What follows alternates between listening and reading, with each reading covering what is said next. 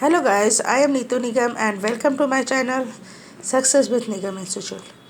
पिछले वीडियो में मैंने मैरिज से related video to the points लेकर आई थी और उसके एमसीक्यू लेकर आए थे। आज का टॉपिक है फैमिली से रिलेटेड टू द पॉइंट्स हम देखेंगे यहाँ पर। उसके बाद चैप्टर के बाद इसके एमसीक्यू की वीडियो लेकर आएंगे। अगर आप हमारे चैनल पर पहली बार आए हैं तो प्लीज़ इसे सब्सक्राइब कर लीजिए। यहाँ पर मैं आपको MPTTT वर्ग 1 सोशियोलॉजी या PGT TGT की तैयारी करवा रही हूँ चैप्टर वाइज। तो आप इसे पूरा देखें। अगर एग्जाम पर्पस से आप देख रहे हैं तो इसे पूरा अवश्य देखें, तभी आपको इसका बेनिफिट मिल पाएगा। टू द पॉइंट्स मैं क्वेश्चन को बार रिपीट करती हूँ, जिससे कि अगर आप देखते हुए हर वीडियो को हमारा देखते हैं या मान लीजिए कुछ कर भी रहे हैं तो भी आप लगाकर छोड़ भी दें, सुनते भी जा रहे हैं तो भी आपको बहुत सारे क्वेश्चंस भी इस तरह भी याद हो जाते हैं। वीडियो ना भी देखा जाए, सिर्फ सुन लिया जाए तो भी बहुत सारे क्वेश्चन सॉल्व हो जाते हैं। तो चलिए आज का वीडियो स्टार्ट करते हैं और प्लीज़ आपसे निवेदन है कि वीडियो को स्किप ना किया करें, पूरा देखें। चलिए स्टार्ट करते हैं। फैमिली लैटिन भाषा के फैमिलियस शब्द से बना है। जो फैमिलियस शब्द अल्मर ने अपनी पुस्तक सोशियोलॉजी ऑफ फैमिली में प्रतिपादित किया। फैमिली शब्द रोमन भाषा के फैमिला से निकला है। अब क्वेश्चन बनता है कि फैमिली किससे बना है, तो फैमिली शब्द रोमन भाषा के फैमिला से बना है और फैमिली लैटिन शब्द फैमिलियस से बना है। ठीक है, फैमिली शब्द जो है लैटिन शब्द फैमिलियस से बना है और यह फैमिलुसा शब्द अल्मर ने अपनी पुस्तक सोशियोलॉजी एंड फैमिली में प्रतिपादित किया।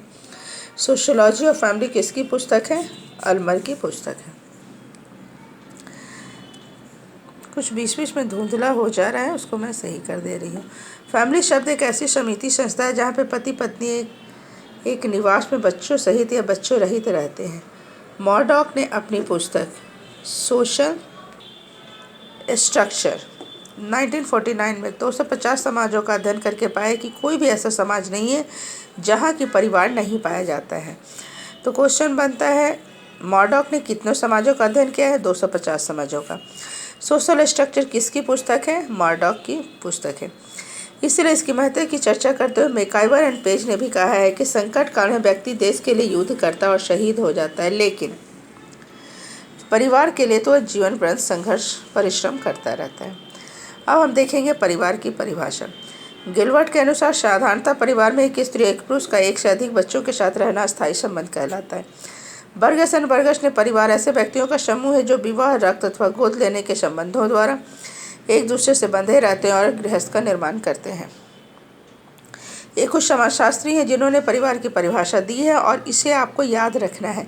इन परिभाषाओं से रिलेटेड बहुत सारे क्वेश्चंस एग्जाम में पूछे जाते हैं। ऑगमन एंड निमकॉफ के अनुसार परिवार बच्चों सहित अथवा बच्चों रहित पति पत्नी का लगभग एक अस्थायी समिति या संघ है। इलियट एंड मैरेल ने परिवार पति पत्नी बच्चों से निर्मित एक जैविक सामाजिक इकाई है। मॉर्डॉक के अनुसार परिवार एक सार्वभौमिक संस्था है। इस प्रकार क्वेश्चन पूछा जाता है कि परिवार एक सार्वभौमिक संस्था है, किसने कहा था? तो मॉर्डॉक ने कहा था। बोगार्डिश के अनुसार पारिवारिक समूह प्रथम मानवीय पाठशाला है। मैकाइवर एंड पेज ने समाज में परिवार ही अत्यधिक महत्वपूर्ण समूह है। परिवार एक समिति भी है और संस्था भी है। परिवार उत्पादन इकाई में उपभोक्ता इकाई में परिवर्तित हो गया। मेलन वॉस्की ने विवाह को संविदा के रूप में परिभाषित किया गया, जिसमें बच्चों की उत्पत्ति और लालन पालन का प्रावधान। अरस्तु ने समाज में परिवारों का संकलन कहा है। फुले ने परिवार को मानव स्वभाव की पोशिका और प्राथमिक पाठशाला कहा है। लूसी मेयर के अनुसार परिवार का कानूनी आधार विवाह है। अगस्त कॉम्ट ने व्यक्ति निवर्ण परिवार को ही समाज का एक आधारभूत इकाई कहा है। इन परिभाषाओं के आधार पर परिवार की निम्नलिखित विशेषताएं निकलकर सामने आती हैं। पति पत्नी के बीच यौन संबंध, प्रजनन, संतानोत्पत्ति अथवा वंश नाम की परंपरा व्यवस्था, बच्चों का लालन पालन, आर्थिक व्यवस्था, दीर्घकालीन समूह, एक निवास स्थान, रक्त संबंधों का बंधन, सार्वकालिक एवं सार्वभौमिक संस्था, सामाजिक नियंत्रण का प्रभावी साधन, भावनात्मक लगाव, अपनत्व की भावना, सदस्यों का उत्तरदायित्व, अनिवार्य सदस्यता, सामाजिकरण। परिवार समाज की मौलिक इकाई है। सीमित आकार। परिवार के संबंध। प्रत्येक परिवार में कम से कम 3 प्रकार के संबंध पाए जाते हैं। पति पत्नी के मध्य संबंध, माता पिता बच्चों के मध्य संबंध और भाई बहन का मध्य संबंध। रामकृष्ण मुखर्जी ने एक परिवार में 5 प्रकार के संबंध बताए हैं। तो मैकाइवर एंड पेज ने परिवार में 15 प्रकार के संबंध बताए हैं। परिवार की उत्पत्ति के सिद्धांत। कॉम्ट ने परिवार को समाज की कोशिका कहा है। मिकाइवर एंड पेज के अनुसार उत्पत्तियां सदैव आगम्य होती है, अर्थात मानव जब से पृथ्वी पर आया है तभी से परिवार भी अस्तित्व में आया है।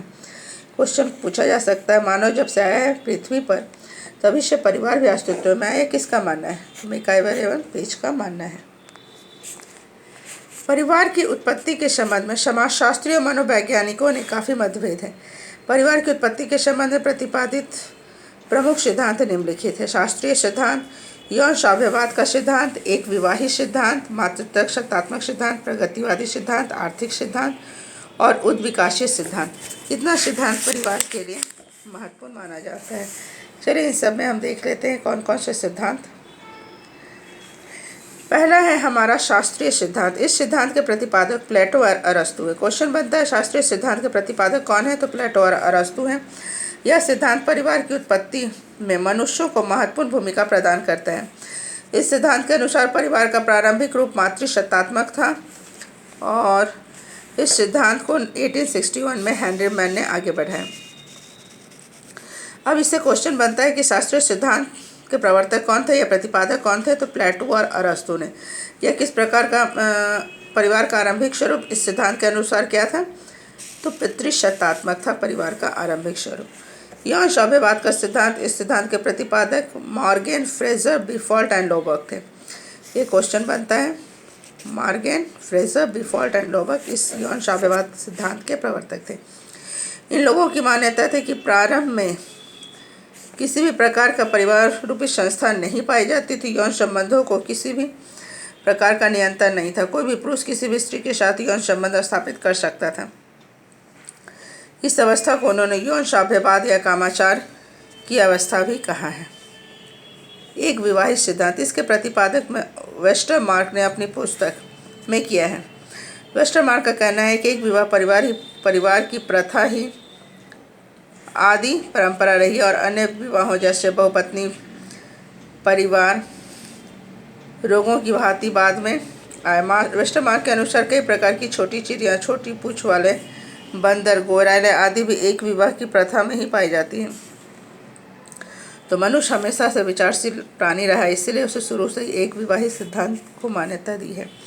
मातृसत्तात्मक परिवार, इसके प्रतिपादक बिफॉल्ट हैं और इनकी पुस्तक द मदर किसकी पुस्तक है? बिफॉल्ट। इस सिद्धांत के समर्थक कौन है? टायलर और बैकोफेन। मातृसत्तात्मक परिवार के प्रतिपादक बिफॉल्ट हैं और समर्थक हैं टॉयलर और बैकोफेन। द मदर पुस्तक में इस सिद्धांत के बारे में लिखा गया। टायलर का मत है कि पहले परिवार मातृसत्तात्मक थे, फिर मातृसत्तात्मक और पितृसत्तात्मक का मिश्रण हुआ और बाद में पितृसत्तात्मक व्यवस्था अस्तित्व में आई। प्रगतिवादी सिद्धांत, इसके प्रतिपादक ऑगमन और वॉर्ड है। इस सिद्धांत के अनुसार परिवार का विकास एक सरल रेखा में हुआ है। परिवार प्रगति करता और प्रगति के बाद उसका मूल्यावस्था में वापस नहीं लौटते। प्रगतिवादी सिद्धांत के प्रतिपादक कौन है? ऑगमन एंड वॉर्ड। इस सिद्धांत के अनुसार परिवार का विकास सरल रेखा में हुआ है। आर्थिक सिद्धांत, इसके प्रतिपादक रॉल्फ लिंटन थे। ये अर्थ बढ़ने के साथ साथ एक विवाह को मान्यता देते हैं। आर्थिक सिद्धांत के प्रतिपादक रॉल्फ लिंटन थे और वो किसको मान्यता देते हैं? एक विवाह को मान्यता देते हैं। उद्विकासीय सिद्धांत, इस सिद्धांत के प्रतिपादक बैकोफेन है, लेकिन मॉर्गन ने इस सिद्धांत की विस्तृत व्याख्या की है। उद्विकासीय सिद्धांत की व्याख्या किसने की है? मॉर्गन ने। प्रतिपादक कौन है? बैकोफेन। बैकोफेन ने परिवार के उद्विकासीय रूप को 4 चरणों में प्रस्तुत किया है। कामाचार की स्थिति, बहुपत्नी विवाही परिवार, बहुपति विवाही परिवार और एक विवाही परिवार। मॉर्गन द्वारा परिवार के उद्विकासीय सिद्धांत का वर्गीकरण हम देखेंगे। मॉर्गन ने अपने परिवार के विकास को 5 स्तरों में बताया। समृद्ध विवाह या परिवार का प्रारंभिक रूप है जिसमें यौन स्वच्छंदता अर्थात समान स्थिति वाले व्यक्ति, पिता पुत्री, बहन भाई के बीच विवाह करने का कोई प्रतिबंध नहीं था। समूह विवाह, मॉर्गन का तात्पर्य ऐसे विवाह से जिसमें सामूहिक विवाह का प्रचलन था, जिसमें एक परिवार के सभी भाइयों का विवाह दूसरे परिवार के सभी बहनों से होता था। इसमें प्रत्येक व्यक्ति का हर स्त्री पति होता था और प्रत्येक स्त्री सभी पुरुषों की पत्नी होती थी। यह विवाह समूह विवाह ऑस्ट्रेलिया की डेयरी, ब्राज़ील की काइन और साइबेरिया की चुक्ती जनजाति में पाया जाता है। सिंडेर्सन परिवार, इस परिवार में विवाह यद्यपि एक ही स्त्री के साथ होता था किंतु पुरुष परिवार की सभी विवाहित स्त्रियों के साथ यौन संबंध रख सकता है। नंबर 4 पितृसत्तात्मक परिवार, इस अवस्था में परिवार पर पुरुषों का आधिपत्य था। वह एक से अधिक पत्नियां रख सकता था। स्त्रियों की तुलना में उसके अधिकार अधिक थे। एक विवाही परिवार। मॉर्गन के अनुसार परिवार के विकास की अंतिम और आधुनिक अवस्था एक विवाही परिवार था। इसमें एक पुरुष एक ही स्त्री से यौन संबंध रखता है। वर्तमान समय में उद्विकासित सिद्धांत का बहुत ही विरोध किया गया। विरोध करने वालों में Westermarck, Rivers and W Thomas Crawley तथा स्टार्क है। वेस्टरमार्क ने एक विवाही परिवार के अलावा अन्य परिवार को रोग की भांति बाद में उत्पत्ति को माना है। लॉरेन स्टो ने ऐतिहासिक परिप्रेक्ष्य के अनुसार परिवार के तीन चरणों में गुजारा। खुली वंशावली परिवार 16वीं शताब्दी, प्रतिबंधित पितृसत्तात्मक परिवार 16वीं-18वीं शताब्दी और बंद घरेलू मूल परिवार 18वीं सदी से आज तक। परिवार के प्रकार। विश्व भर में परिवार में भिन्न भिन्न प्रकार पाए जाते हैं। इसका स्वरूप समय परिस्थितियों के अनुसार मानव की सभ्यता और संस्कृति के विकास के क्रम में बदलता रहा। इसमें निम्नलिखित रूप है। परिवार के प्रकार। पितृसत्तात्मक हिंदू, मुस्लिम और भील में पाई जाती है। मातृसत्तात्मक नायर, खासी और गारो जनजाति में। पितृस्थानीय हिंदू, मुस्लिम, लिंग। मातृस्थानीय नायरा, खासी और गारो। नवस्थानीय हौसा जनजातियों में, जो नाइजीरिया में है।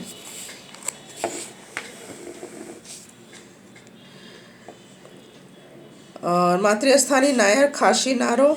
नवस्थानीय हौसा जनजाति। मातृ पितृस्थानीय टीव जनजाति। मामा स्थानीय टोब्यांडा आदिवासी। द्विस्थानीय नायर, लैम्प, स्वीडन। मित्रगामी हिंदू, मुस्लिम, बेल। मातृगामी नायर, खासी, गारो। पितृवंशी, मातृवंशी, उभयगामी एक विवाही खासी संस्था और कदार में पाए जाते हैं। इस प्रकार कुछ मिश्रित परिवार पाए जाते हैं। अब परिवार के कुछ अन्य वर्गीकरण है। जन्ममूलक परिवार और प्रवाह परिवार। जन्ममूलक परिवार वह परिवार होता है जहाँ व्यक्ति का जन्म होता है, अर्थात एक व्यक्ति के माता पिता का परिवार जन्ममूलक परिवार होता है। W.L. वार्नर के अनुसार जन्ममूलक और प्रजननमूलक दो परिवारों का इन्होंने वर्गीकरण किया। रॉफ लिंटन के अनुसार रक्त और विवाहित संबंधी दो परिवार होते हैं। यवन के अनुसार सरल परिवार, सरल कानूनी परिवार, जटिल कानूनी परिवार और प्रंत परिवार। ग्यास के अनुसार सरल परिवार, सरल कानूनी, जटिल और प्रंत परिवार। चट्टोपाध्याय के अनुसार साधारण, मिश्रित, संश्लिष्ट और संस्थागत परिवार। लॉक एंड वर्गेस के अनुसार संस्थागत, सचारितामूलक, न्याय।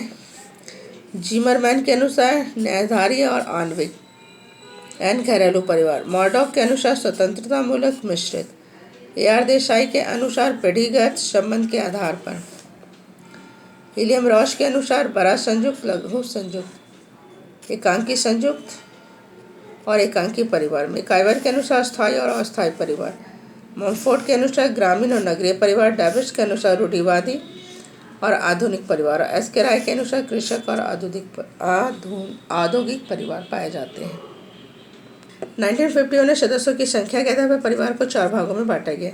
1 से 3 परिवार जो रहते सदस्य, एकल परिवार, 4 से 6 लोगों का परिवार, मध्यम परिवार, 7 से 9 लोगों का परिवार, बड़ा परिवार और 10 से अधिक लोगों का परिवार, बहुत बड़ा परिवार।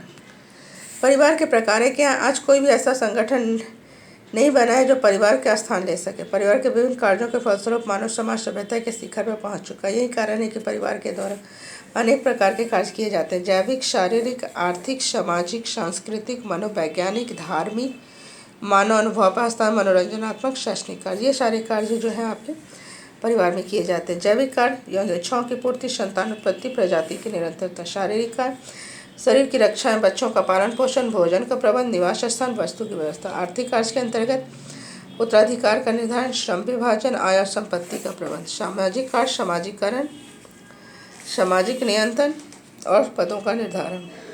सांस्कृतिक कार्य, मनोवैज्ञानिक कार्य के अनुसार बच्चा माता पिता के चुंबन और पिता की वीर बाहों के मध्य नागरिकता का सर्वश्रेष्ठ पाठ सीखता है।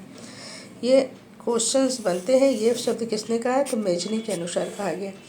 धार्मिक कार्य, मानव अनुभव का हस्तांतरण, मनोरंजनात्मक कार्य और शैक्षणिक कार्य। समाजशास्त्रियों के अनुसार परिवार के कार्य, मैकाइवर और पेज के अनुसार 2 कार्य होते हैं, अनिवार्य और ऐच्छिक कार्य। अनिवार्य कार्य में यौन इच्छाओं की पूर्ति, संतान उत्पत्ति और घर की व्यवस्था, और ऐच्छिक कार्य धार्मिक, आर्थिक, शैक्षणिक, राजनीतिक, मनोरंजन संबंधी। वेर स्ट्रीट के अनुसार 2 कार्य, समाज के लिए कार्य और व्यक्ति के लिए कार्य।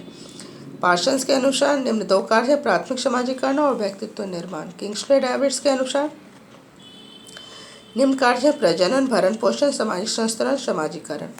बॉटम और के अनुसार निम्न कार्य है प्रजनन, भरण पोषण, सामाजिक संस्तरण, सामाजिकरण और आर्थिक कार्य। अब टू द पॉइंट हम देखेंगे परिवार संबंधी विभिन्न विचारकों के मत क्या है। रॉबर्ट लॉवी ने केंद्रीय परिवार को सार्वभौमिक कहा है। लेवी स्ट्रास ने परिवार को बनाए रखने के लिए सबसे बड़ा योगदान आर्थिक सहयोग को माना है। आई.पी. देसाई ने परिवार का मुख्य आधार भावनात्मक लगाव को माना है। मार्क्सवादियों का कहना है कि परिवार पूंजीवाद की देन है और परिवार का जन्म 6ठे दशक में हुआ है। इसराइल के किबुत्स समुदाय में परिवार नामक संस्था का अभाव है। भारत में ऊर्ध्वाधर लंबवत परिवार पाए जाते हैं, जबकि चीन में 36 परिवार पाए जाते हैं। 1984 में पारिवारिक न्यायालय अधिनियम की स्थापना की गई। पारिवारिक न्यायालय अधिनियम की स्थापना कब की? 1984 में। केंद्र में महिला और समाज कल्याण के लिए विशेष मंत्रालय का गठन कब किया गया? 1986 में। AC मेयर ने भारतीय समाज को 12 जोन में बांटकर अध्ययन किया। विलियम जे गुडे ने परिवार के संबंध में भूमिका सौदेबाजी की अवधारणा का प्रतिपादन किया।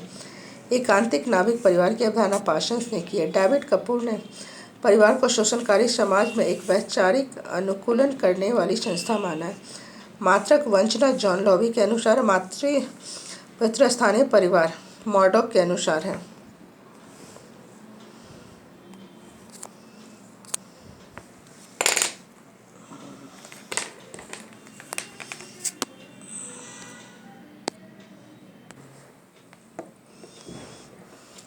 मातृपितृ स्थानीय परिवार मॉर्डॉक के अनुसार प्रारंभिक परिवार ऑगवन ने इसकी अवधारणा दी। मूल परिवार मॉर्डॉक ने मातृशतात्मक परिवार फेडरिक लिपले सर्वप्रथम इन्होंने बताया। अस्थायी परिवार फेडरिक लिपले, अष्टम परिवार फेडरिक लिपले, स्थान कार्य लोक के आधार पर लिपले ने परिवार की व्याख्या की है।